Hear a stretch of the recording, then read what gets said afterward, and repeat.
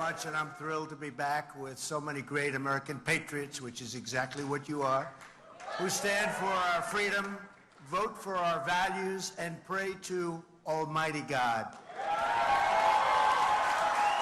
I want to thank a very good friend and one of the conservative movement's finest leader. He really is a leader in many ways. Tony Perkins, he's done a fantastic job. Thank you, Tony. Thank you very much. Let's also express our gratitude to the entire team at the Family Research Council for their 4 decades of outstanding work in defense of the American family and culture and God.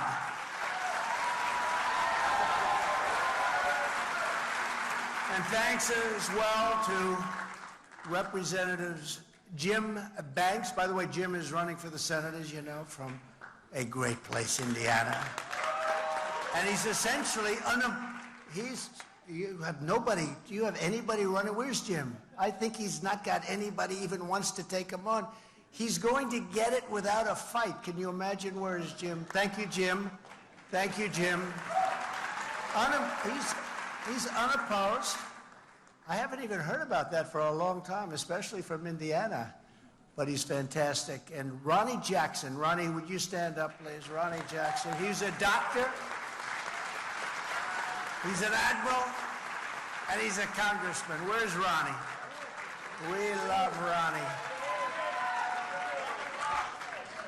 Where is he? See? And he just, you didn't get a very good seat tonight. What's going on? He's fantastic. So he's like a highly respected in the military, an admiral.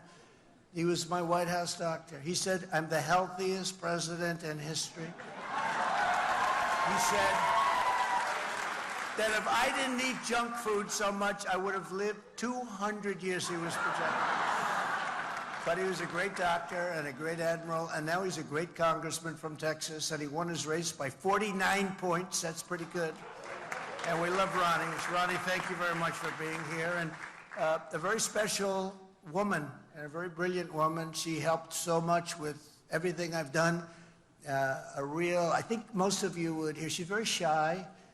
She doesn't like being on television or anything like that. She's a shy person. Kellyanne Conway. Where's Kellyanne? Where is Kellyanne? She's so incredible. Thank you, Kellyanne. She's a great woman, actually. We had an incredible campaign. 2016, we had an incredible campaign in 2020. What the hell happened there? We got more votes than any sitting president in history. Can you imagine? More votes than any sitting president by close to 12 million. I was told if we got 63 million, which we got at 2016, you can't lose. It's just impossible. And we topped it by millions, but we're going to have the most successful election ever coming up, and we're going to do things nobody thought possible.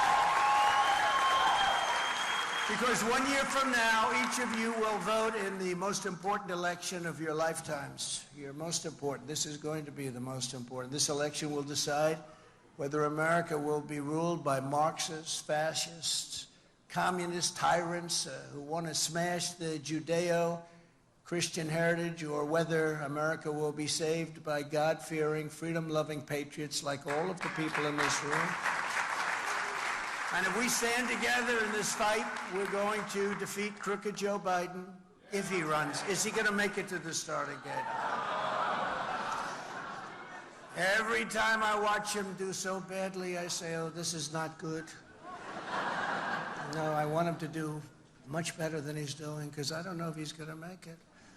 But we're going to take back our country, we're going to take back our culture, and we're going to make America great again, greater than ever before. And I come here tonight bearing a very simple message. No president has ever fought for Christians as hard as I have, and I will keep on fighting for Christians as hard as I can for 4 more years in the White House, and we will do things that nobody has ever been able to do. Just think of what we already achieved with the help of many of the great people in this room. I know so many of you. We did more to uphold religious liberty than any administration in history, according to everybody. I fearlessly protected the religious freedoms of doctors, nurses, teachers, and faith groups like the Little Sisters of the Poor. I blocked the IRS from using the Johnson Amendment to interfere with pastors' freedom of speech. Very important. Very important. I stopped Barack Hussein Obama's hateful and bigoted assault on faith-based adoption and foster care services, and I restored your right to help those beautiful children find a loving family. I took historic action to defend the religious liberty of students in public schools and on college campuses, so important. And I was the first president to convene a meeting at the United Nations to end religious persecution worldwide. We did that. As president, thank you very much. As president, I stood proudly with our friend and ally, the State of Israel.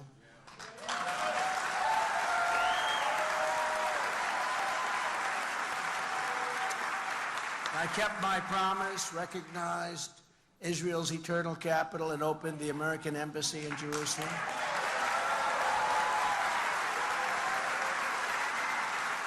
And I got the embassy built. They were starting to raise funds and do the funding, and they said it was going to cost $2 billion. And I said, $2 billion? And I told my people, do you have a site? We are the United States, and we have sites all over the place. And real estate, because I see a couple of my great real estate friends right here. And I said, you have a site that's a great site, much better than the one that they wanted to buy for a tremendous amount of money, way overpaying. That man, whoever owned that site, does not like me very much. He was going to make a fortune. And they came back to me the following day and said, yes, sir, we do have a site. We have a great site. Is there a building on it? Yes, there is. It's abandoned, but it's a very strong building, structurally good. And I took that building and I said, I called off everything. I had my people go and check it. I said, how much would it cost to rebuild that building and make it the embassy? They said, about $400,000. That's slightly less than $2 billion, right? And it's the first time I've ever said this in business. I said, you know, that sounds too cheap. It's usually that's too expensive. I said, that sounds too cheap. That's too inexpensive. So let's make it a little bit more. Let's spend a little bit more. We'll make it $500,000. And we got it built for $500,000, and we used Jerusalem stone. Jerusalem stone is a very rare and beautiful stone, unless you're in Jerusalem. And a friend of mine has office space at a beautiful office building in New York, and every time I walk in, he tells me about, this is Jerusalem stone. Look, the wall opposite the elevator. And he's so proud of the Jerusalem stone. He said, I paid a fortune for it. He's told me that every time I walk in, he tells me about Jerusalem stone. So what I did is I said, do you think we could do the whole building in Jerusalem stone? Absolutely. We have so much Jerusalem stone. I said, is it expensive? They said, not at all. It's cheap as you can imagine. And we did it in Jerusalem stone, and it is a truly beautiful embassy, and there's no reason for them ever to do anything else because it's a beauty and it's the best location there is in Jerusalem, and it was a great honor. So we not only designated, we also got it built, and built many years ahead of schedule. So it was, and we saved approximately $2 billion, so that was okay. But I also recognized, they were working on this for 58 years, I recognized Israel's sovereignty over the Golan Heights, you know that, and took care of that. I was done. 52 years they worked on it. Planes would come in every season, planes that have meetings that would last for 2 days, and then they'd leave, nothing would happen. I got it done in about 12 minutes. And I withdrew the United States from the disastrous Iran nuclear deal. Disaster. And here at home, we totally transformed the federal judiciary, appointing nearly 300 judges to interpret the law and the Constitution as written. Very big thing. Together, all of us, we withstood vicious attacks to confirm 3 great Supreme Court justices, Neil Gorsuch, Brett Kavanaugh, and Amy Coney Barrett.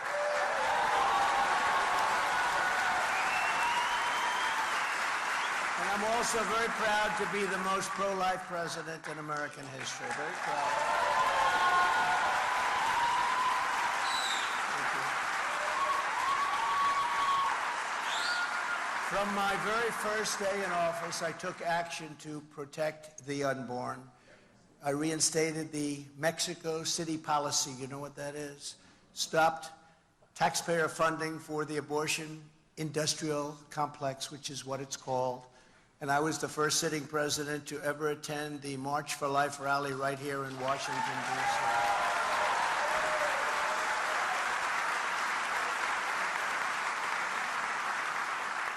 They all said they're going, but they never got there.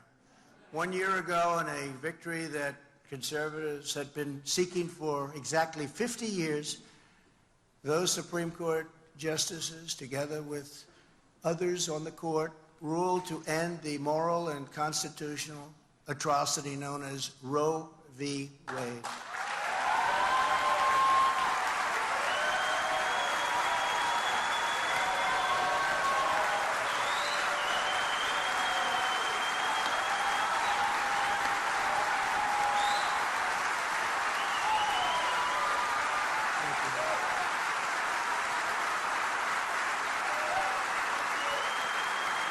Thank you very much.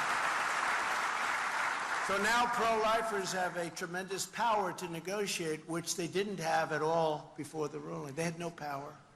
They could do anything they wanted to the unborn. No power. You had nothing. You had no seat at the table. This moves the issue back to the states, which all legal scholars wanted. On both sides, they wanted it to go back to the states. And like President Ronald Reagan before me, I support the 3 exceptions for rape, incest, and the life of the mother. And again, that's a decision that you're going to have to make for yourself, and you have to go by your heart and what you feel. But I do, and I will say politically, it's a very tough decision for some people, but very, very hard on elections. Very, very hard. This was, we had midterms, and this was an issue, you know.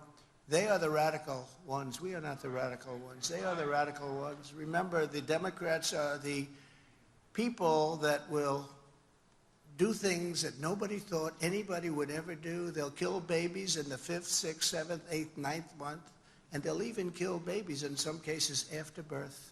They are the radicals. We're not doing that. They're doing that. And I said to politicians, they just don't know how to talk about this issue. It's a complex issue. But they don't know how to talk about it. And if they don't speak about it correctly, they're not going to win. They're not going to win. And they turned it around, the Democrats mostly. They turned it around and put it on us. And we have to take that issue. And now, really, for the first time, we have to run very strongly.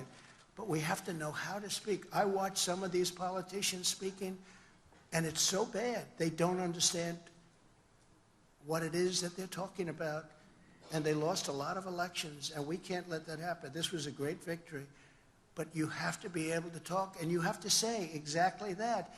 They are a group of people that are willing to do things that nobody thought ever would be acceptable. In other countries, many other countries, it's not acceptable. Just this week, Kamala Harris, did you ever hear of her?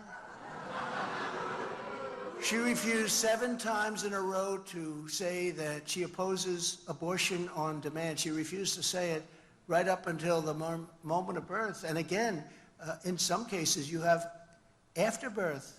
It's just murder. After birth. And you have, in some cases, legislation. If you remember the former governor of Virginia, he got up. Michael Jackson, remember his wife said he was going to do, he got into a lot of trouble. And he was going to imitate Michael Jackson moonwalking. And his wife said, no, don't do it. And she saved him a great embarrassment. But he talked about the baby is born. And after the baby is born, we talk to the mother. And we make a decision on what to do. This is after the baby is born. And people have to understand what's going on. But now you have this tremendous power to negotiate something. And something will be negotiated because we have to bring our country together on this issue. Something's going to happen. We had to get rid of that. We did it from many standpoints, including every single scholar. Everybody wanted it to go back to the states. and now we can win elections on this issue. But it's very delicate, and explaining it properly is extremely important. Many politicians who are pro-life do not know how to properly discuss a topic which is so important to the people in this room and so important to millions and millions of people in our country. You know, that poll's 51-49, and it goes both ways. It's been that way for many years. Sometimes pro-life, it's 51, sometimes it's 49, but it's been this way there are other issues, by the way, that haven't been. They started off there, but now they're issues that have been settled. But it's 51-49, and it's been that way for many, many years. We gave them this incredible power to negotiate a great deal. We gave people representing us, and maybe that will be me, but we gave people representing us an incredible power to do something that's really a fantastic thing if we can do this. And we're going to get it done. And you all know what I mean. Before the termination of Roe v. Wade, there was just no power, no rights, no anything. So we're going to do something because done properly, our nation, after 52 years, can finally come together. It's a very important thing for so many different from so many different views. And just in finishing on that, and I think it's it's something we have to say, and something has to be said. We have to know how to deal with that issue properly. And again, you have to follow your heart. You have to follow your beliefs. You have to follow God. But it's an issue that we have to get resolved in our country. In another great victory for our movement last year, the Supreme Court issued a landmark decision protecting school prayer. So many great rulings. School prayer. And just a few months ago, the justices also ruled to do something that I never thought you'd see ever. You know, we're a merit-based country, and they put forward a decision where we have merit-based education again, so that if you are the hardest working student, and if you have all A's and you did well on your boards or whatever you have to do to get into school, somebody with C's and C pluses and B's aren't going to be taking your place. It's such an incredible victory. Most people thought that was not something that was going to get done, and it got done because we were able to appoint 3 people on top of some great people that are already on the Supreme Court. So every promise I made to Christians as a candidate, I delivered, and in many cases delivered much more than the promises I made. So it's an honor.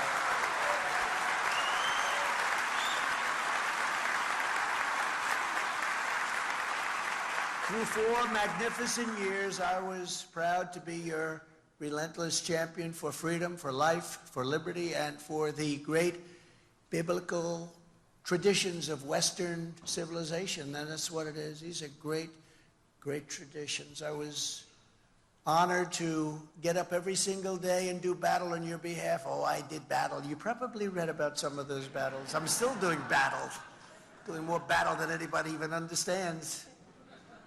But I wanted to and had to stand up to the communists, the Marxists, the atheists, and the evil and demonic forces that want to destroy our country. They're destroying our country.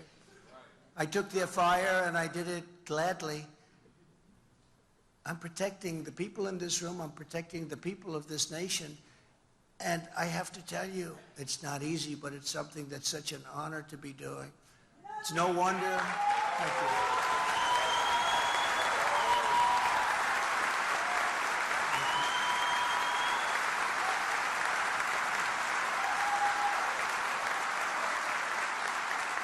It's no wonder that this very sinister opposition is now tearing down every law and institution to try and stop us from vanquishing them from power forever. As you know, crooked Joe Biden and the radical left thugs who have weaponized law enforcement to arrest their leading political opponent, and leading by a lot, including Obama. I'll tell you what, you take a look at Obama and take a look at some of the things that he's done. This is the same thing. The country is very divided. And we did with Obama. We won an election that everyone said couldn't be won. We beat Hillary Clinton. Now, you know, I used to call her Crooked Hillary. I'd say Crooked Hillary, but I took that name away from her. That was a great day. About 2 months ago, I said, you know what? Because I don't like using names on people, doubles. I think we have a lot of words out there. So now I call her Beautiful Hillary. She's a beautiful woman. And rather than Sleepy Joe, we call him Crooked Joe because it's a very appropriate name. So that was a good day for Hillary. I think she was very happy with it. But what they're doing is high-level election interference. That's what it is. They're interfering with our elections, just like they stuff ballot boxes, just like they do so many other things, like the 51 people that said it was Russia disinformation. These people were very dishonest when they did that and when they said that, or just like Twitter with FBI, they call it Twitter files, and so many other things. And it's happening for a single reason, because I'm the only candidate that they do not want to run against, and the polls bear this out. All these polls that are coming out today, we're beating Biden by a lot. We're beating the sanctimonious by a lot. Just last night, Fox has us up. I say us because me is us as far as I'm concerned. Really true. But Fox has us up by almost 50 points on DeSanctimonious, and we're beating Biden by a lot. Ron DeSanctimonious. I endorsed him. He only won because I endorsed him, and then he says, well, I have no comment as to whether or not I'm running. I said, did he say that? That means he's running. Let's go. Let's go get him. And he's fallen like a very badly injured bird from the sky. He's really been hit hard. Harvard-Harris just came out, and they have very similar results. We're leading by 57 points, 55 points, 50 points. We're leading in some by 65 points, leading by 65 points. Nobody's seen anything like it. And a lot of it, you know, I read where people love my policy, but they don't like me. I think they like me. What's not to like?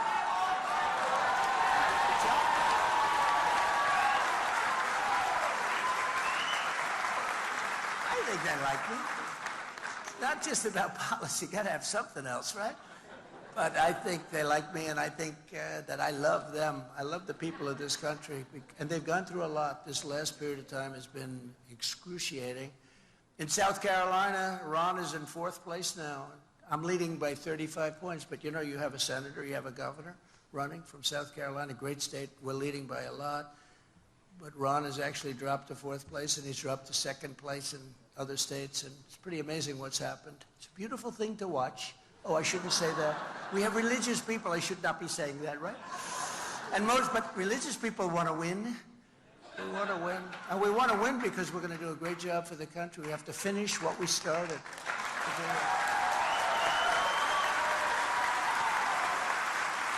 But most importantly, in just about all of these polls, that we're beating Biden by a lot. And it was a big story today. A lot of great stories being written. And do you remember in 2016 and 2020, I talk about the polls, but only if I was doing well. If I was doing poorly, I wouldn't talk about it.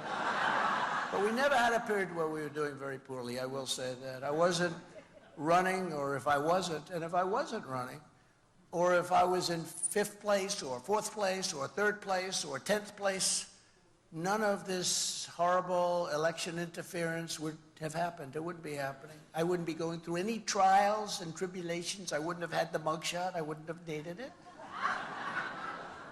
That shot has been something, hasn't it?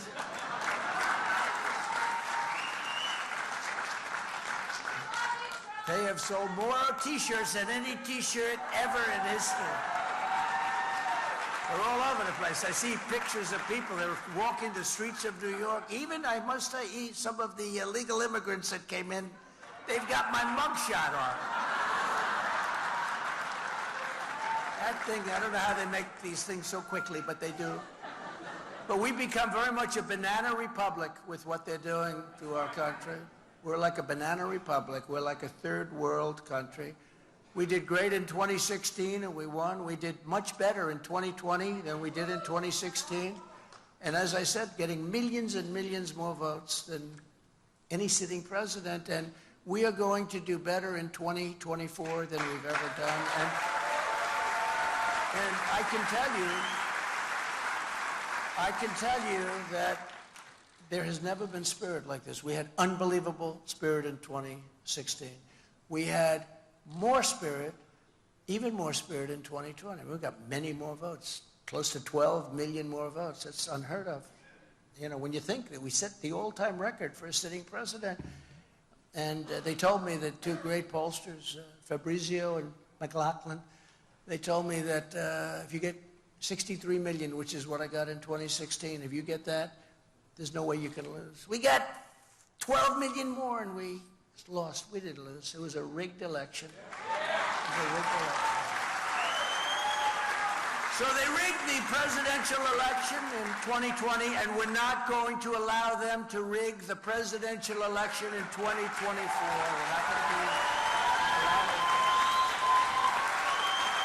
not going to allow it. We'll lose our country. We're not going to have a country. Every time the radical left Democrats, Marxists, communists, and fascists indict me, I consider it a great badge of honor, because I am being indicted for you. Thanks a lot. I appreciate that.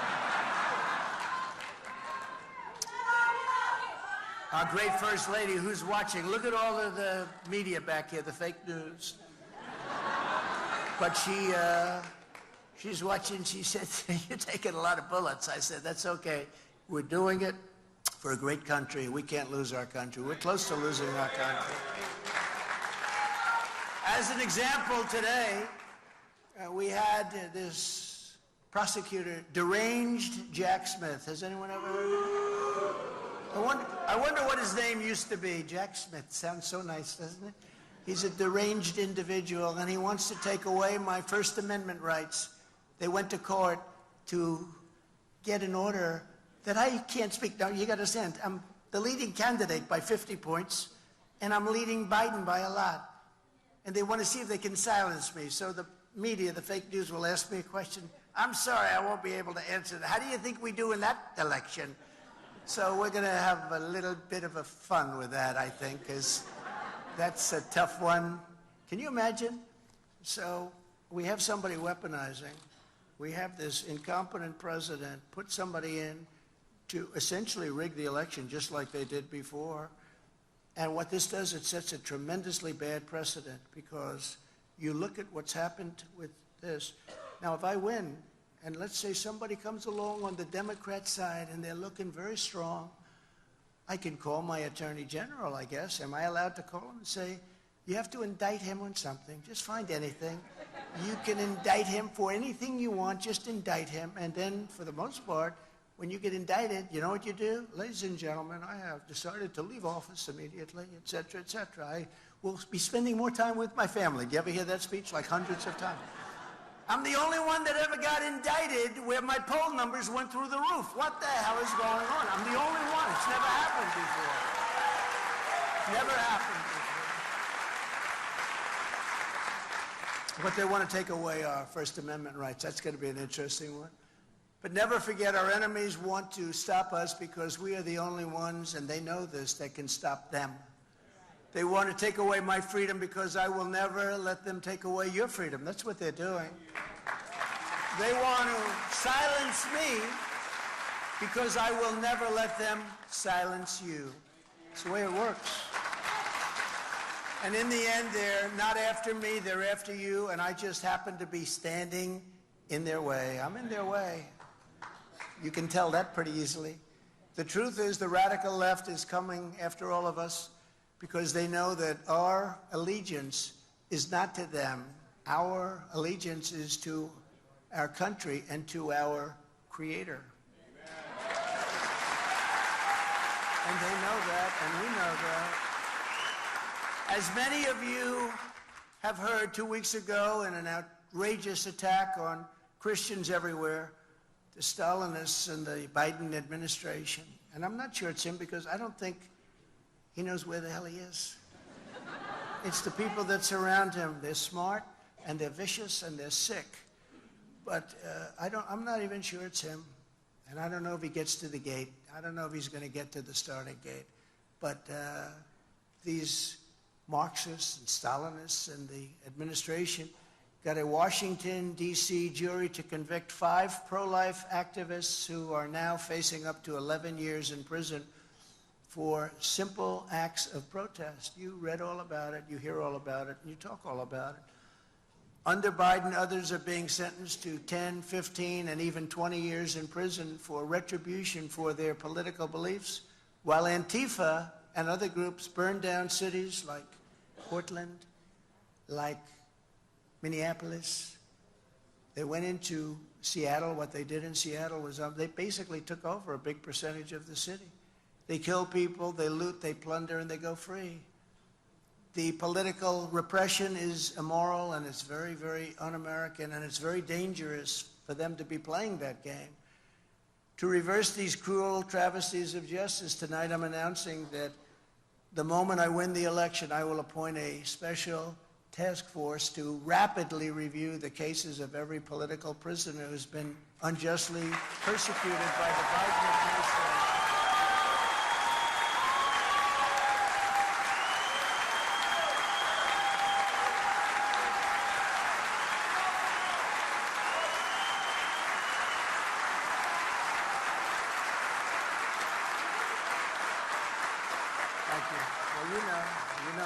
You know what's going on better than anybody, so that I can study the situation very quickly and sign their pardons or commutations on day one. I want to sign them on day one. I want to see what's going on. It's a horrible thing that's happening. 22 years, 18 years, 10 years. It's a terrible thing. There's never been a thing like this happen in our country. Never again will the federal government be used to target the religious believers, and that's what they're doing. They're targeting many people, but also, and in particular, religious believers. Americans of faith are not a threat to our country. Americans of faith are the soul of our country. Very important. They're the soul of our country. When I'm reelected, I will totally obliterate the deep, and I'm going to do this. We fired Comey, we fired a lot of these characters from the FBI, but boy, that deep state is deeper than we thought. Then we had COVID come in, and we had a focus on that, and we did a great job on that, as good as it could be, considering nobody knew what it was. The dust from China came in from the Wuhan lab. I said that right from the beginning. It turned out that that was right. I took a lot of heat. It didn't come. It came from caves that were 2,000 miles away with bats. Then they blamed Italy. It came from Italy. Then they said they blamed France. They blamed everybody. Then they even blamed the United States, and we wouldn't let them do that. The horrible destruction of lives and the horrible, what this did to the world. $50 trillion in damage, it's estimated, $50 trillion. And we're going to get to the bottom of it. When I'm reelected, I will totally we're going to obliterate the deep state, the corrupt agencies. The corrupt agencies will be defunded, the domestic spying will be halted, the real criminals will be investigated, and the rogue bureaucrats will be escorted right out of these beautiful federal buildings that we own all over the place. But all of that is only the beginning. Here is just some of the agenda that I'll immediately implement when we become the 47th President of the United States.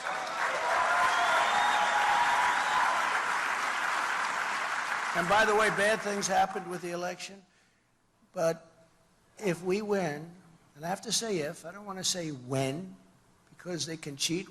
If everything's straight, 100%, but they're very, very good at cheating. If we win, this will be the biggest political victory by far in the history of our country, and better than doing it the more traditional way, because they have shown how bad they are. They have shown what a horrible job they did, whether it was in Afghanistan, the way they withdrew, the most embarrassing moment in the history of our country, or inflation, or the economy, or you can name everything. The woke military. We have a great military, but they're trying to make it woke and destroy it. So many different things. And because of that, I believe that's the reason that we're so popular right now. They like us, they like me, but they really also cannot stand what's happening to our country, what these people are allowing, where millions and millions of people are being allowed to come into our country from prisons and from mental institutions, insane asylums, and terrorists are coming into our country. Human traffickers are coming into our country. Millions and millions of people, we have no idea who they are. Before I even arrive at the Oval Office, shortly after I win the presidency, I will have the horrible war between Russia and Ukraine settled. I'll get that settled. I know them both very well. It'll be done very quickly. And that war would have never happened had the election not been rigged. That war, all of those thousands, hundreds of thousands of people, that'll be one of the horrible things that you'll be learning. The number of people being killed in that war, far greater than what you read. When a city's bombed and buildings are collapsing all over the city, they're collapsing. And then they say 2 people were slightly injured today. No. Thousands of people were killed. The numbers are much worse than anybody has any idea. I'll get it settled immediately. I know them both very well. I will get it settled immediately. It would have never happened had the election been what it should have been.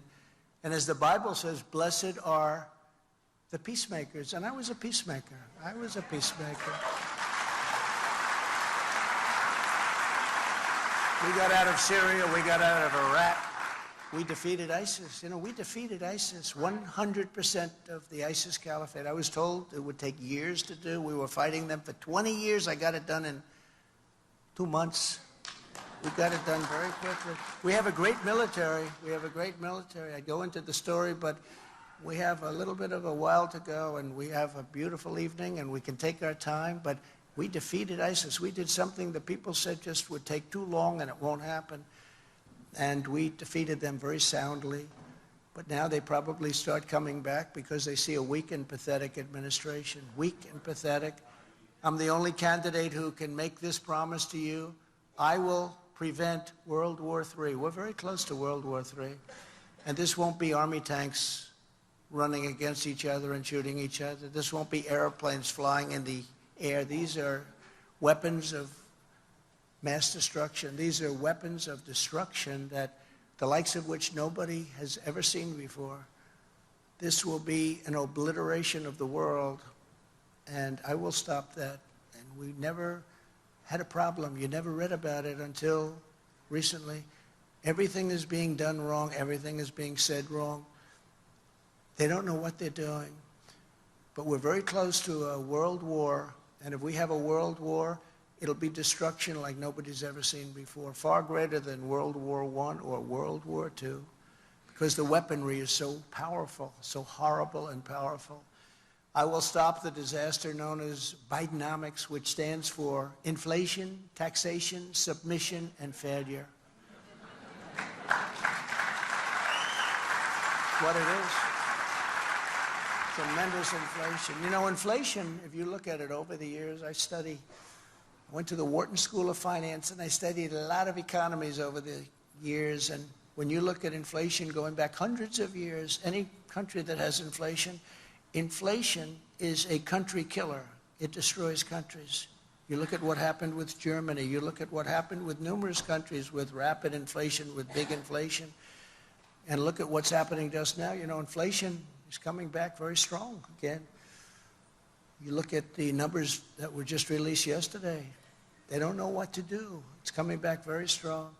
I will regain energy independence as we had 3 years ago. And achieve energy dominance as soon as, look, I mean, we were going to be energy dominant within 7 months, dominant. We had total energy independence. We were only taking our energy. I was filling up the national reserves, got it full. Then he starts taking it. Now it's at the lowest level it's ever been because he wanted to get it for automobiles so that people would get a little bit cheaper gas so they could try and win an election. That's not what the purpose of that is for war. The purpose for war, and it's almost down, it's almost dry right now. It's never been at a level like this. We'll take care of that, but we will, you know, we were ready to make so much, and we were going to supply oil and gas to Europe at levels like nobody has ever done. And we were in third place. When I took over, we were in third place, and a deep third. We were quite a bit away from Russia, and then Saudi Arabia was at the top. And the day that I left, we were substantially more than Saudi Arabia, and we would have been substantially more than that. We have more than anybody else. We have more liquid gold, beautiful term, because that's what it is, it's gold. And we have it and other countries don't. But think of it, we have more of it than Saudi Arabia, we have more of it than Russia. And we were going to double up, be double the size of what we had just then, and over a period of 2 or 3 years, we were going to be selling so much clean energy, clean gas. We were going to sell so much to Europe and other countries that we were going to start paying off our $35 trillion. It was all set to go, $35 trillion in debt, and we were going to start paying it off. We were going to do further tax reductions. We got you the largest tax reductions in history, if you know that, bigger than the Ronald Reagan got.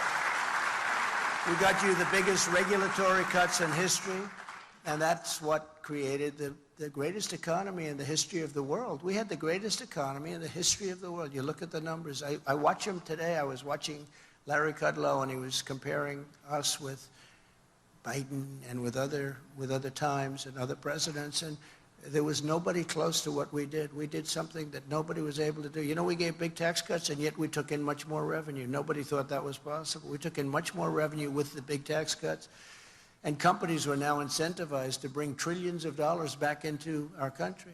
I will always protect Medicare and Social Security for our great seniors. Ron DeSantis is not going to do that. He fought it. He wanted to fight it. He went after Social Security. Upon my inauguration, I will terminate every open border policy of the Biden administration and commence the largest deportation operation in American history. We have no choice. This is not sustainable. You don't have to know very much to know. I looked at Tucson, Arizona today. Did you see that? Thousands and thousands of people all over. People walk out of their house, they say, what's happened to our beautiful place? But this is in many towns and cities all over. Look at New York City. But, you know, you see New York, but you don't see other places so much. And it's happening like that. Much worse, actually, much worse. This is not sustainable. No country can sustain it or financially can sustain it. Nobody could possibly sustain something like this. And they're putting young children into schools who don't speak any English, and they're in school. Nobody is there to teach them. They're sitting in class. They don't understand anything that's going on in the school. It's a horrible situation, and it would have never happened in a year. We had the strongest border in history. Now we have the worst border in the history of the world. There's never been a third world country that had a border like this, ever. There's never been anything like it. We built nearly 500 miles of border wall. You know, they like to say we built 57 miles. No, we built over 500. In fact, if you look at the various government statistics, we did a great job. And I had to fight Paul Ryan. I call him Paul Rhino. But I had to fight Paul Rhino, and I had to fight Mitch McConnell, another beauty. And I ended up taking the money out of the military. I said, it's an invasion, I'm sorry. And we built 500 miles of wall, which is what it is. It's an invasion. And then was ready to do another. We had already the wall built, and we were going to add another 200. I wanted to do 5. We did 5. I was going to add another 200. We built it. It was all set. All we had to do was erect it. Very simple. Could have been done in 3 to 4 weeks. And then we had the election situation, and they took over. And they actually took it away and put it in faraway places. And Texas wanted to buy it and put it up, and they wouldn't sell it to them. And Arizona wanted to buy it and put it up, and they wouldn't sell it to them. But we got Mexico to give us 28,000 soldiers free of charge. That was an amazing thing. I went to the State Department. I said, Mexico has to do this. They have to do this. And they said, they'll never do it, sir. I said, yes, they will, 100%. And we had a little negotiation with Mexico. And I said to them, listen, if you don't do it. They said, no, we're not going to do it under any circumstances. And I happen to like the president of Mexico, even though he's a socialist, but you can't have everything, right? I like him. He's a good man, but he's a little different than my way of thinking. And I said, no, you're going to do it. And I met with their top representative, and he sort of laughed at me when I said, you're going to give us 28,000 soldiers free of charge. And he said, no, we're not going to do that. I said, here's the story. I have in front of me a piece of paper, and the paper says very strongly that on Monday morning at 7 o'clock, you're going to be charged 25% tariffs on all of the cars that you're sending into the United States. You know, they took 32% of our automobile business prior to us getting there, 32%. They send millions of cars in. They said, we're going to tax you 25% and 25% on every other product you sell into the United States. And he said, sir, do you mind if I make a phone call? It'll just take a minute. And he came back 5 minutes later and he said, sir, we'd be honored to let you have $28,000. It was rather amazing. Rather amazing. And the woman in the State Department, who was actually a very good woman, she has never won any of these things, but she was a good woman. She said, I've never seen anything like that in my life. But we also got remain in Mexico. That means they stay in Mexico. They don't come in, they stay in Mexico. And Biden ended that. And that was not easy to get. And in fact, they went to a judge to have it terminated. And the judge said, you can't do this. You'll destroy our country. He let it stay. He wouldn't do it. But it terminated in 6 months. And it should have never been done. And deported illegal aliens by the tens of thousands. We had MS-13, the meanest gang. They killed 2 young girls with knives, walking to school in Long Island. They killed them with knives. They carved them up because shooting is too quick. They loved using knives. They're sick. And by the way, we have people in ICE and Border Patrol. They're unbelievable. They're patriots. They're incredible. If we didn't have them, this country would be overrun. They don't get enough credit. And they'll run into a nest of, they call them a nest, and they'll run and you'll see those fists. And I have a lot of friends that are in these front rows, and some of them are tough, but they don't want this job.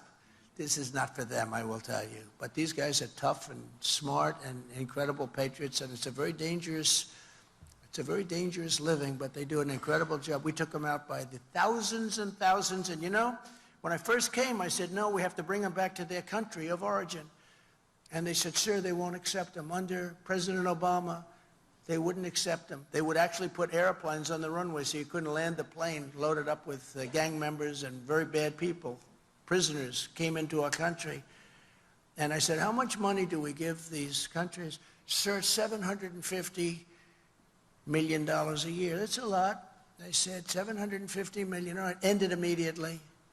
And the next morning, all 3 called me up separately. Sir, there seems to be a miscommunication. What's the problem?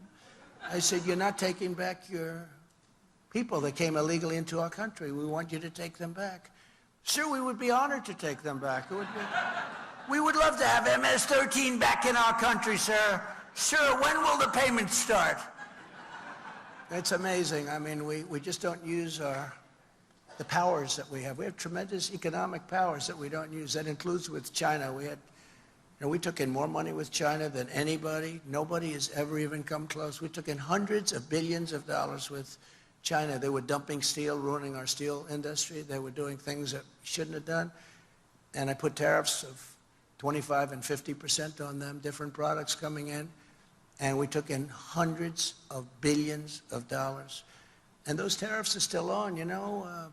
Biden doesn't have the courage. There's so much money coming in, and he shouldn't. I guess they're probably trying to end it, but they're not able to because it's just so powerful, so much, hundreds of billions of dollars. No other president took in 10 cents from China. But I will also use Title 42 to end the child trafficking crisis by returning all trafficked children to their families in their home countries immediately. And as Jim Caviezel, who's a great guy, you know who he is? The movie, Sound of Freedom, he said, God's children are not for sale. Very simply. On day 1, I will sign a new executive order to cut federal funding for any school pushing critical race theory, transgender insanity, and other inappropriate racial, sexual, or political content on our children. Easy to do. Easy to do. I will insist on the right of every parent to send their child to the public, private, charter, or religious school of their choice.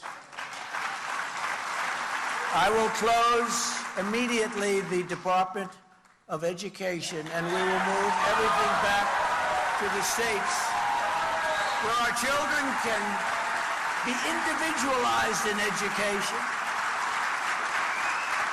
And it'll be done with great love for our children. States will do it much better. You know, we're at the end of every list. I don't know if you see this. They have the top 40 nations. We're always at the end. We spend more money per pupil by double and triple of any other nation. And yet we're at the bottom. We will end this horrible Department of Education. We'll keep a few people there just to make sure they're guaranteeing they're going to teach English, just in case we have some rebels. But we're not going to have very much. You'll be able to fit on the stage, I think, the number of people we have. They have office buildings all over Washington, Department of Education. It's ridiculous. And look at the way we're rated. We're rated among the worst. We will have great schools that lead to great jobs and ultimately to great lives. And I will not give 1 penny to any school that has a vaccine mandate or a mask mandate.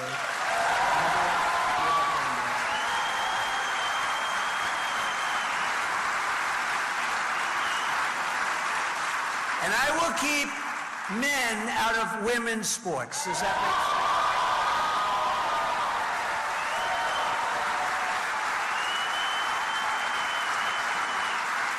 You know, last week they had a weightlifting contest, and a young woman was fantastic. She was a champion, and the record stood for about 18 years. And, you know, they'd put like a quarter of an ounce on one side, quarter of an ounce, and boom, they'd try and do it. The record was beaten by like 150 pounds by a person that had the operation, went in, lifted the weight, and that's a record that's going to stand for a long time. But this is something where they were dealing in ounces, and the record was massively, I mean, just massively shattered. It's so crazy to think about this. It's so crazy what's happening. You look at these swimming records, they're being obliterated. They're being obliterated. And to think that we have to actually justify this, who would have thought 10 or 15 years ago that we have to say this? You have to just say, you know, can't do it, you can't do it. And it's very demeaning to women, by the way, very, very demeaning. And you know, they have women afraid to even talk about it. You have these teams where the women get beaten so badly, and they're afraid to talk about it because it's not politically correct. But it's okay for me to talk about it, and I'll talk about it.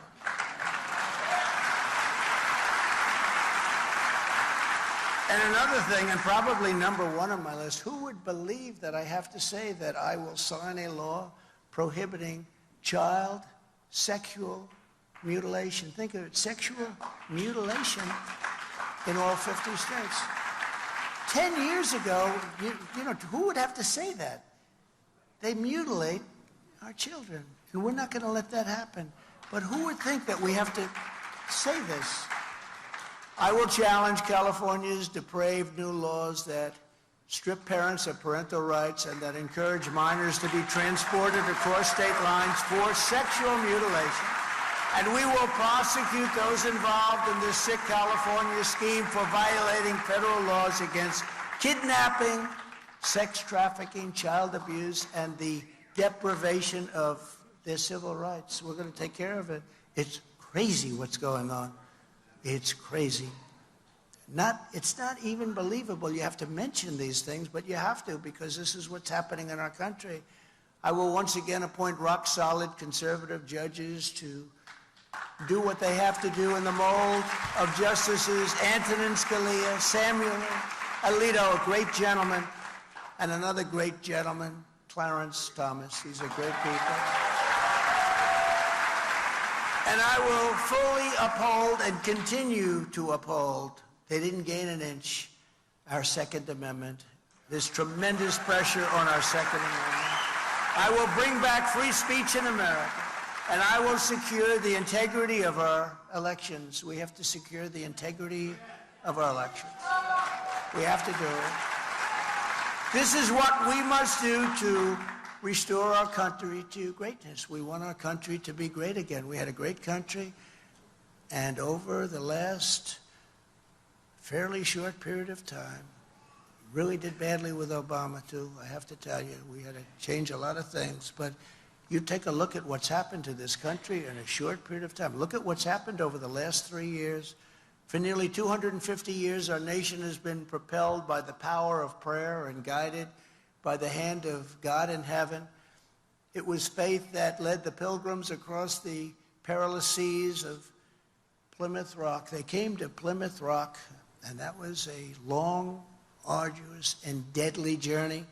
It was faith that moved our founding fathers to change history forever and proclaim that our rights to do not come from anywhere other than from our Creator. And it was unflinching faith that inspired generations of pastors and patriots, chaplains and soldiers, farmers, workers, laborers and pioneers to make America the greatest country in the history of the world.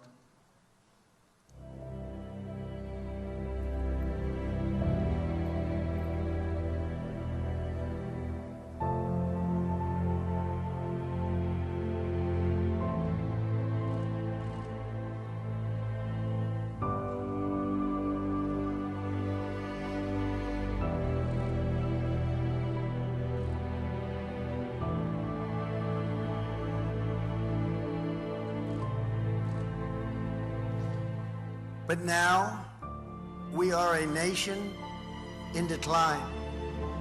We are a failing nation. We are a nation that has the highest inflation in 50 years, where banks are collapsing and interest rates have gone absolutely through the roof. Likewise, we are a nation where energy costs have reached the highest in our history.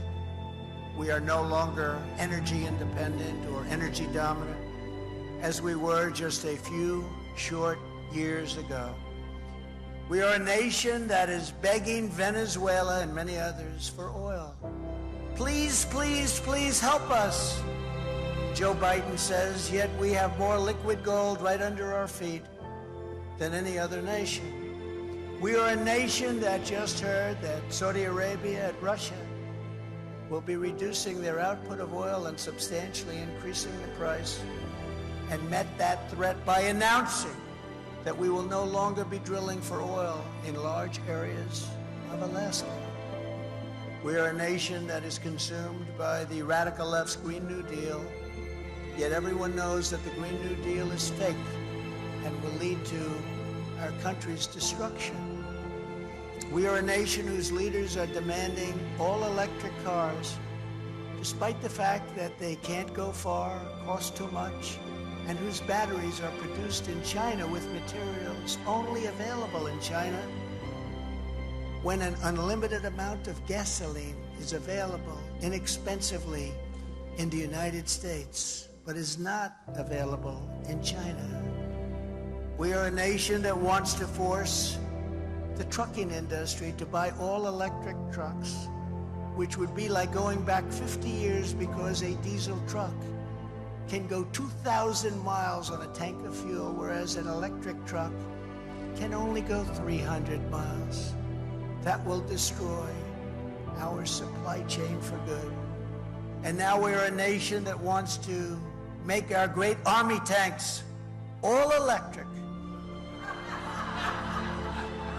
so that despite the fact that they will not be able to go very far either, fewer pollutants will be released into the air as we blast our way through enemy territory. And we are a nation also that wants to make our fighter jets with a green energy stamp, losing 15% efficiency, but allowing us to keep our enemy's atmosphere clean of pollutants, while we attempt to knock out all of their planes. We are a nation that ended oil exploration and production in the United States just as the price of oil reached an all-time high. What other country would do such a foolish thing? We are a nation that surrendered in Afghanistan, leaving behind dead soldiers, American citizens, and $85 billion worth of the finest military equipment in the world. And we are a nation that allowed Russia to devastate a country, Ukraine, killing hundreds of thousands of people, and it will only get worse.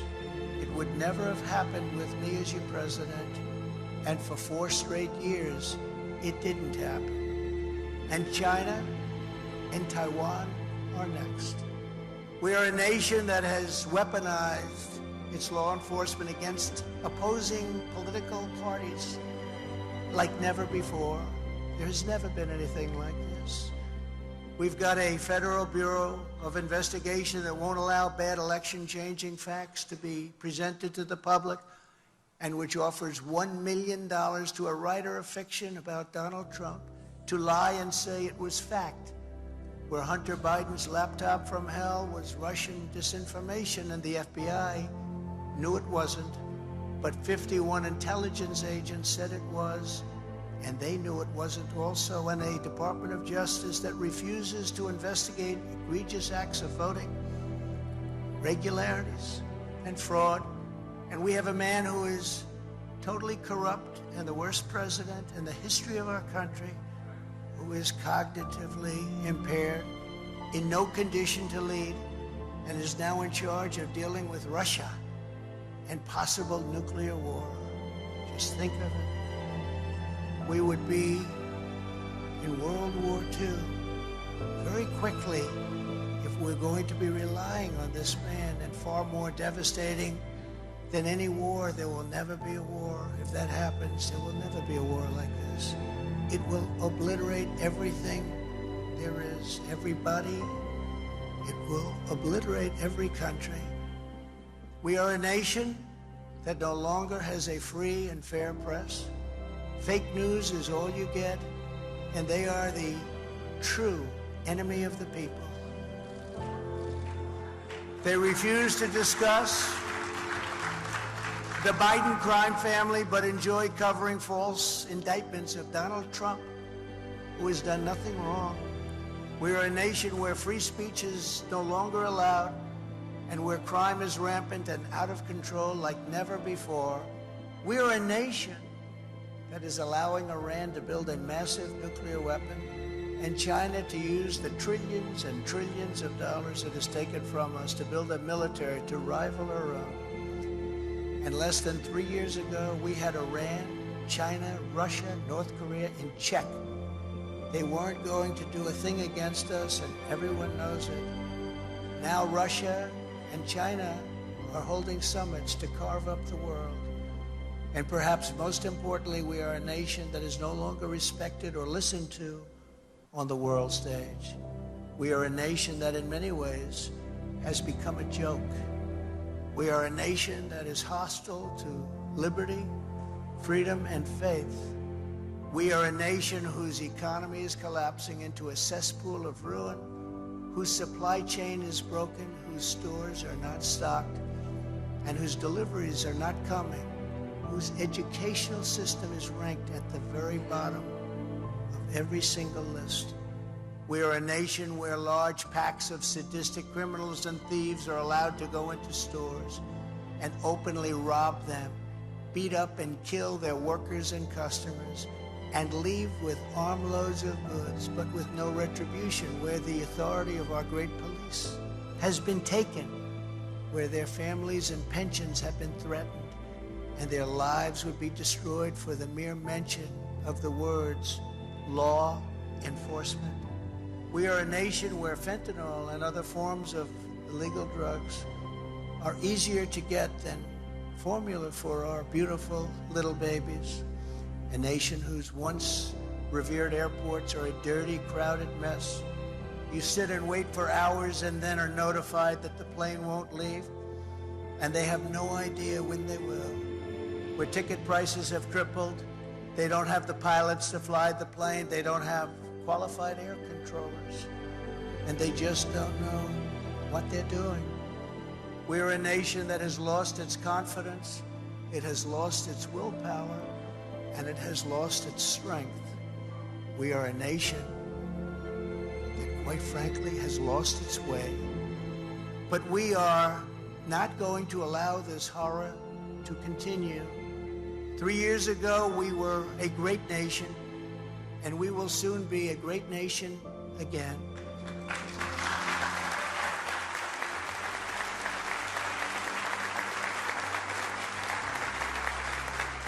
It was God-fearing patriots like you who built this country, and it is God-fearing patriots like you who are going to save our country. 2024 is our final battle. With your support in this election, we are going to finish what we started. With you at my side, we will demolish the deep state. We will drive out the globalists. We will cast out the communists. We will throw off the sick political class that hates our country. We will rout the fake news media, and we will drain the swamp once and for all.